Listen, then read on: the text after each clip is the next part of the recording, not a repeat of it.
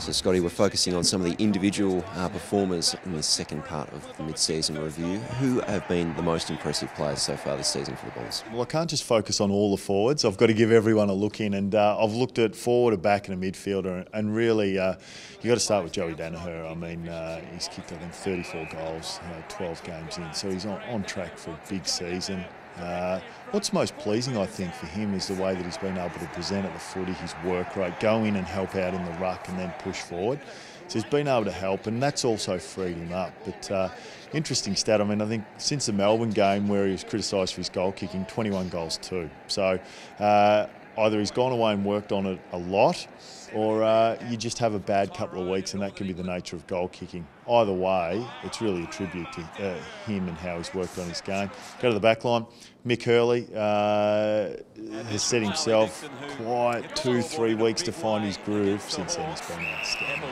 And then I think he'd be a lock for one of the key back positions in the All-Australian team right at this point in time. He directs traffic well, he makes other players better around him, and he uses the ball so well with his long kicking out of the back line.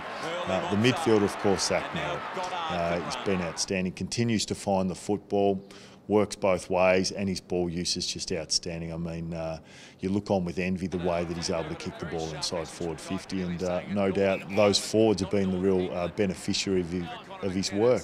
And if you look at it, you've got key forward, best couple in the comp, key back, best couple in the comp, a top 5 mid. You're starting to form the nucleus of some serious players out in the ground for the Bombers.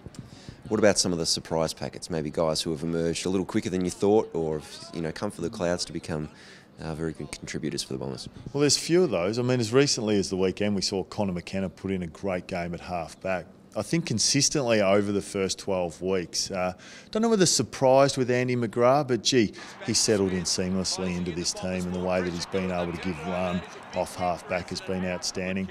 I think we look at Waller. Was he a forward or a back when we were going into this season? That was the question. Well, I think he's answered that definitively with his pressure and also his goal kicking. And then Orazio Fantasia.